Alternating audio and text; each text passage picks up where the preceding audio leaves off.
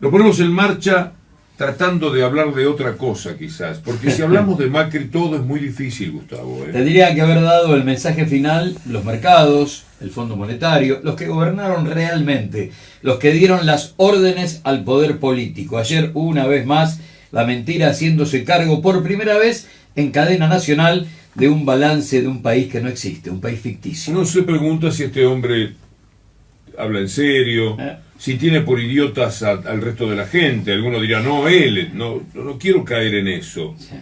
Pero nos toma por tontos. O él lo hace desde un lugar parecido al de Jerzy Kosinski en, ¿cómo se llamaba? El jardinero. Desde el jardín, claro. Desde el jardín, porque no puede ser que alguien, el mismo día además, ya lo tenía grabado, desde el punto de vista de su presentación, la falta de espontaneidad que hace a la falta de credibilidad, los parches que se ve que le iban poniendo al discurso, que pegaba saltos. Yo lo escuchaba por radio, y los que lo vieron por televisión también lo pudieron advertir. Era un discurso al que le fueron agregando cosas, se ve que en algún lugar se equivocaba y empezaba de nuevo, el sonido era distinto, porque no tienen la espontaneidad, porque no tiene credibilidad, porque estaban armando un verdadero libreto que quería contar una historia absolutamente imposible de creer. Bases para crecer, con una inflación que va a estar rozando el 60%. Cimientos para crecer, con una pobreza del 40%. Cimientos para crecer, con una devaluación en 4 años del 540%, con un salario real que cayó el 19% y la pérdida del 20% en el bolsillo de los jubilados. Esas son las bases para crecer. Lo que él llama algo sustentable, no se puede entender de qué está hablando, cómo va a ser sustentable un país al que le agregaste 6 millones de pobres, que cuando termine el año posiblemente sean 8 millones de pobres. A todo esto los medios oficiales tratan de que sean 16 millones los pobres, porque calculan los 45 millones con una proyección por natalidad. No sé cómo hacen, porque si somos 45 millones y es 40,8, es más de 18 millones de pobres. Si vos ves los títulos de los diarios, tratando de sacarle 2 millones de pobres, te roban hasta esa parte de la información con cualquier estupidez. Bases para crecer, con una utilización de la capacidad instalada en la industria argentina del 50%, que apenas supera el 30% en actividades como la textil o la automotriz. Recesión en 3 de los 4 años. Deuda externa de más de 170.000 millones de dólares, sumando nación, provincias, municipios y empresas privadas. Con mucha humildad, en estos 4 años hubo muchas dificultades que no pudimos resolver, y que también hay muchos avances que los argentinos hemos conquistado y que son un antes y un después para la República. Hemos valorado nuestras instituciones, nuestra democracia es más fuerte, más sólida, nuestra justicia es más independiente. No, esto es muy insoportable. Cuando él dice hemos valorado las instituciones, y vos tenés todos los días las pruebas fehacientes de lo que han hecho, por ejemplo, con la justicia, de cómo se entrometieron en la justicia, de cómo afectaron la democracia. Vos decís, este tipo no está bien él, o nos considera a nosotros personas que no estamos bien, capaces de creerle cualquier cosa, porque esto que acaba de decir es un insulto a la verdad. Ya no es caminar por afuera de la verdad, es insultarla, es destratarla. ¿Cómo vas a hacer para tratar de explicar que vos custodiaste la República si viviste a decretazos y a vetos y convertiste a Comodoro Pi en el pulmotor, en el respirador artificial de tu gobierno? ¿Cómo va a decir los resultados llegaron tarde? ¿Qué tarde? ¿Qué resultados y qué tarde llegaron? ¿Qué cosa positiva llegó tarde? Nada. Todo lo que es negativo llegó muy temprano. Desde el primer día de gobierno se pudo apreciar la República hecha pomada cuando designó a 2 tipos en la Corte Suprema de Justicia. La democracia arruinada cuando vetó la ley de medios. Es decir, no es que llegaron tarde, los resultados llegaron demasiado pronto. Y después vino la malaria y la tristeza y el dolor de 20 millones de argentinos mínimamente, porque tampoco el que está fuera de la pobreza está celebrando, porque está aferrado como esas gotas tipo Cortázar que se aferran a la ventana y no caen, y se engordan y se aferran. Así está, prendido con alfileres a la clase media, también un sector muy importante de la población. Ha dañado a todo el mundo, menos a los ricos, y no sé hasta qué punto, A los ricos ricos no, pero a los ricos clase media alta también, a algunos seguramente los ha afectado. Por lo menos le puso un parate, una detención a la acumulación de capital que siempre han tenido. Fondo Monetario Internacional con una deuda de 47.000 millones de dólares. Bases para crecer. Fuga de capitales, más de 90.000 millones de dólares. Cimientos para el futuro. Tarifazos promedio del 1.500%. Bases para crecer. Importante de estos años fue darnos cuenta de que se puede gestionar el Estado de una manera distinta, con una relación sana con el poder, sin corrupción, sin prepotencia, con ganas de construir. Y voy a demostrar desde la semana que viene que también se puede hacer oposición de una manera distinta.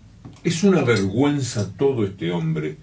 Llegó haciendo oposición a través de Cromañón, Once y Nisman. En todos los casos, una oposición que humanamente es despreciable. La palabra es esa o una peor que ustedes sean capaces de encontrar. Fue opositor desde la peor de las mentiras, la continuidad mayor que uno pueda tener de las mentiras, hasta hacerse el peronista al lado del monumento a Perón. Mintió todo el tiempo, por supuesto, con la complicidad brutal de lo mañeto del país, de los medios de comunicación, esos medios de comunicación que cada día son más preocupantes en cuanto a su comportamiento, porque el otro día la marcación de agenda que tenían sobre lo que Alberto Fernández había dicho y no había dicho, presentada que fue por Tomás Méndez en ADN. Nosotros nos habíamos fijado en Clarín y Nación, por supuesto, era fácil ver, pero le fijaron la agenda como a 7 u 8 medios más que mentían de la misma forma. Bueno, decir que va a ser un buen opositor, quien ha sido cruel, mentiroso, falaz, obstinado y aprovechador, porque él siempre va detrás de la barra brava de los medios de comunicación, y no va como el barra brava guapo, por supuesto, él va como el barra brava cobarde, el que va atrás de los que van gritando y abriéndose la camisa para enfrentar supuestamente a la policía en un estadio. Él es de los que va gritando atrás, en todo caso le dan el bombo para que vaya a distancia. No va a ser un buen opositor, va a ser un cruel, mentiroso y falaz opositor, porque además no puede ser otra cosa en su comportamiento que mentiroso y falaz. Cuando jugamos el otro día la ficha de que su madre dijo que le tenía que pegar porque era un mentiroso, anotándose ya la condición del personaje, no estamos jugando, estamos hablando de la característica de un hombre que se hizo cargo de este país, un mentiroso, un falaz, un hombre falso, un hombre sin conducta, un hombre que ha despreciado la verdad y ha abrazado la mentira de acuerdo a sus conveniencias y a las de las conveniencias de su élite, que por supuesto se las perdona, porque son las mismas mentiras que dice la élite dominante, el mismo desprecio que tienen por la verdad. Es un tipo increíble el que nos estamos quitando de encima. Sin una sola autocrítica y borracho de autoelogios, se colgó una medalla cuando, sin decirlo, dijo: bueno, la desintegración latinoamericana quedó a mi cargo.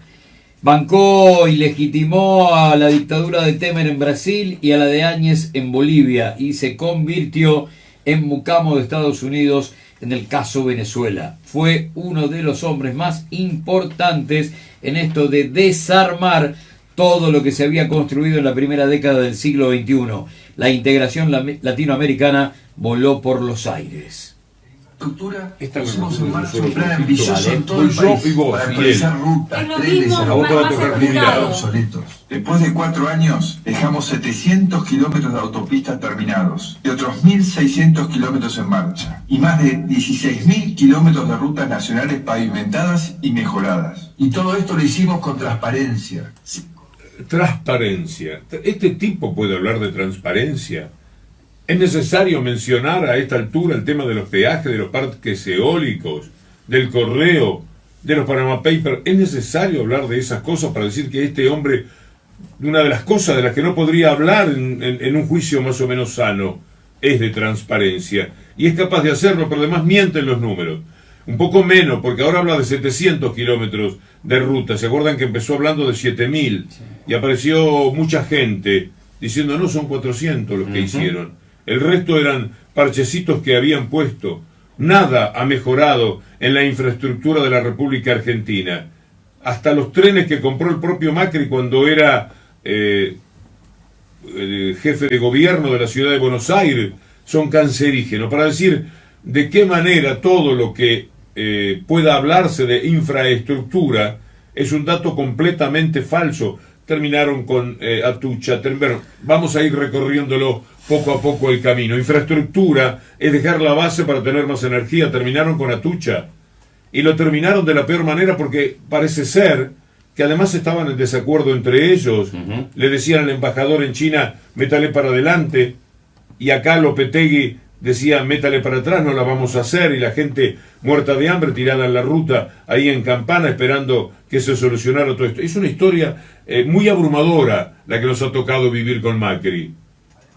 Hay más de 4 millones de chicos que reciben la UH, jubilados, 10% más que hace 4 años, porque ampliamos y fuimos a buscar a los que no la recibían. Y hay casi 5 millones de niños cubiertos por asignaciones familiares, un 40% más que hace 4 años. Entre los adultos mayores alcanzamos el nivel de cobertura más alto de nuestra historia. Actualmente más... Insoportable. Vos imaginate, Gustavo, lo que son hoy día las asignaciones universales de los chicos.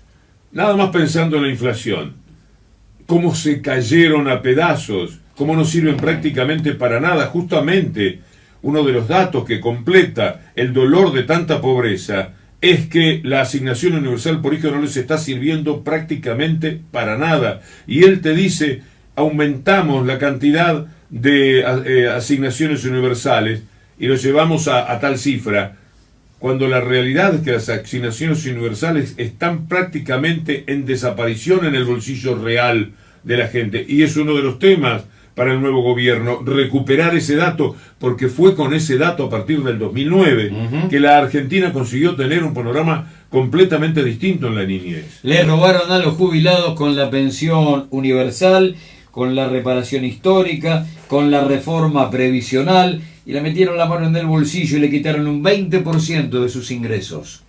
Existe la sensación de que en 2015 el Estado argentino no tenía deudas. Esto no es cierto. En diciembre de 2015... Todo mentira. Nunca se creó la sensación de que no había deuda. Se sabía que había una deuda. Se sabía de dónde procede. Empieza con la dictadura, aumentan los tiempos de la hiperinflación y se hace una deuda incorregible en los años 90, que termina con un gobierno y con el país arrojado a una miseria que me parece no superaba esta que estamos padeciendo ahora. Y viene el 2003 y empiezan a pagar deuda. Y le pagan al Fondo Monetario Internacional, y le pagan al Banco de París, y le pagan a los acreedores, al 93% de los acreedores le pagaron. Y quedó solamente un 7% dando vueltas. Ladrones internacionales, y esos fueron los que le pagaron a esos ladrones, porque van prendidos también en toda esa historia. Y cuando llega el 2015, la Argentina no tenía nueva deuda, por el contrario, tenía una deuda apaciguada por lo que había sucedido hasta el 2015. No solamente es un ingrato, sino que además vuelve a ser un mentiroso, porque trata de decirle a la gente: no es verdad que no había deuda. Nadie dijo nunca que no había deuda. Lo que había era una deuda que no había aumentado y que por el contrario había sido corregida a favor. Si el menemismo y la alianza te dejaron una deuda de más o menos 180.000 millones de dólares y al país en default, ¿cómo hiciste para tomar vos otros 180.000 millones de dólares sin desendeudamiento? Es imposible. Se está mirando al espejo, está negando la realidad, porque tomó casi la misma deuda que tomó el menemismo y la alianza en una década, él solamente en 3 años y medio, y solo fue posible por el desendeudamiento 2003-2015. No haber podido ofrecer mejores resultados en estos años. Nos chocamos contra la misma piedra de tantas décadas en la vida de los argentinos, el dólar. Con cada suba del dólar venían después la inflación y el aumento. ¿Qué está diciendo? Sí, efectivamente, con cada suba del dólar viene todo lo que para la gente del común es malaria pura.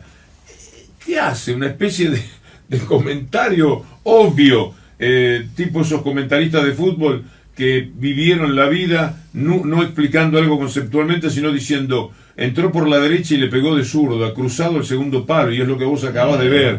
Y te está haciendo ese comentario, entró por la derecha, la cambió para la zurda, y mientras tanto van las imágenes de lo que está sucediendo, y la tiró al segundo palo. Te está describiendo algo que todos sabemos. Lo que oculta es que él era el marcador de punta y lo dejó entrar por la derecha, porque él levantó el cepo y generó en 24 horas una devaluación de más del 40%. Él levantó todas las restricciones cambiarias y generó una devaluación que supera el 550%. Él levantó el cepo cuando llegó y ahora, para dejarlo en 62 un rato, tuvo que volver a ponerlo. Recibimos un país sin energía y con una infraestructura vieja. La energía estaba en una situación dramática. Habían pasado de ser un país exportador a un país importador. Este es el tema sobre el que más miente, porque además la energía es algo que se relaciona con lo que se gasta. Y vos gastás mucho más cuando tenés 40.000 empresas más a las que le tenés que dar luz para que trabajen, y gastás mucho menos cuando la vida industrial del país tiene paradas 43 máquinas de cada 100. Claro. En consecuencia, a esas 43 máquinas vos no le tenés que dar, estás ahorrando energía, que por otra parte la usaron para cobrarla más cara, porque ellos siguieron recaudando muchísimo más que incluso cuando le tenían que dar energía a todas esas empresas. Es una relación muy fácil. Cuando aparecían en los tiempos del gobierno que estuvo hasta el 2015, aquellos tipos que Federico Bernal trató muy bien en un libro sobre los secretarios de energía que daban vueltas, secretarios de energía del radicalismo. De Alfonsín a Alianza. De Alfonsín en adelante. Esos secretarios de energía que nunca más aparecieron. Una cosa... La verdad es que deben estar añorando el tiempo aquel, porque durante el macrismo no aparecieron nunca para dar explicaciones de por qué la situación estaba como estaba. Y los tipos venían y te explicaban, ignorando que si vos le tenés que dar luz a 2 casas, no es lo mismo si le tenés que dar a 10, y que por supuesto necesitas más energía si vos estás dotando a la fábrica. Me parece que estoy hablando de algo de perogrullo, pero son tan mentirosos, casi son pavotes en el comportamiento que tienen. Pero no tanto esto que digo, porque finalmente a alguna gente deben convencer. Esos ex secretarios de energía se golpeaban el pecho porque nosotros exportábamos gas teniendo una matriz industrial a gas fundamentalmente, porque estaba parada la industria. No había nada de qué enorgullecerse, como tampoco ahora cuando le exportamos gas a Chile. Tenemos una justicia que funciona mucho mejor que hace 4 años, con procesos más rápidos, más... ¿Estará bien de la cabeza? Estará bien, porque la verdad, acá haría falta, qué sé yo, Nelson diciéndote, creo que dijo que este también tiene ubris, pero no pasa por ahí, es una cosa más seria, es una cuestión de diván, es aquello que le viene de toda la vida, la mentira. La mamá le tenía que pegar por mentiroso. Cuando te pegan por mentiroso, el asunto está complicado, porque ya es más que la mentira niñera de que cualquier chico puede decir. La mentira serial. Aparecer con el pantalón manchado y decir, Robertito me tiró no sé qué cosa encima. Claro. Y bueno, te lo tenés que fumar. Pero este se ve que era un mentiroso compulsivo, y la mamá estaba enloquecida con él. Bueno, el país está enloquecido con este mentiroso compulsivo que es capaz de decir esto de la justicia. Mirá, vamos a escuchar a Rosansky. Si lo tenemos a mano, lo vuelvo loco al negro Altieri, el negro de Temperley. Estuve con muy buenos amigos de Temperley. Después te tengo que contar, porque estuve comiendo en Lateral Grill. Ahí tenemos mucho Temperley. Eso fue anoche. Pero buscame, esto lo dije para darte tiempo, a Rosansky, nada más que contando cómo era que en Olivos, Marcos Peña, D'Andrés y por supuesto Macri, pero Marcos Peña y D'Andrés en representación de Macri recibían abogado, un tal abogado que ha sido un espía, que salió a mentir porque transó con el gobierno, con Mauricio Macri, con Marcos Peña, con D'Andrés, que él iba a mentir cualquier cosa sobre el tema del memorándum, y le mandaron, fíjate cómo es el contubernio con los medios, le mandaron 7 reportajes en una semana, una semana en la que salía por todos los portales, y por supuesto Clarín Nación, por todos los medios que hacen a la infamia periodística que le toca atravesar a la Argentina. Escucharlo a Rosansky además contando cómo el gobierno trabajaba con el periodismo para liberar a Fariña. Sí. Escuchá lo que sucedía, como un suegro de un periodista metido en la justicia, lo ponían de subrogante 3 días de apuro por el verdadero juez, que era Rosansky, para dejar libre a Fariña. Fariña, que quedaba libre de acuerdo a una promesa que le había hecho Garabano, porque Fariña le iba a decir cualquier cosa al país. Por ejemplo, se fumaron un producto, se robaron un PBI y cosas por el estilo. Entonces, en ese acuerdo con Fariña, que ahora se sabe, les costó 7 millones de pesos porque el tipo se daba buena vida. Y está bien lo que les hizo. Finalmente, está muy mal para el país, está muy mal para las cosas que uno sueña de la vida, pero a ellos está bien si estaba tratando con delincuentes. Fariña se dio cuenta que trataba con delincuentes. Garabano es un delincuente y le dijo, mirá, yo quiero una casa así, asá. A mí me gusta el jacuzzi, me gusta... Y queda tranquilo, le decía Garabano, ningún problema. ¿Qué más precisar? Y en todo lo que precisaba Fariña, lo que necesitaba más era que le sacaran de encima a Rosansky, el juez que no lo iba a liberar. Y mirá cómo cuenta Rosansky que hicieron las cosas entre el periodista de La Nación, el suegro, Garabano, la mar en coche. Y este tipo, Macri, te viene anoche a hablar de que la justicia camina, se desliza sobre rieles.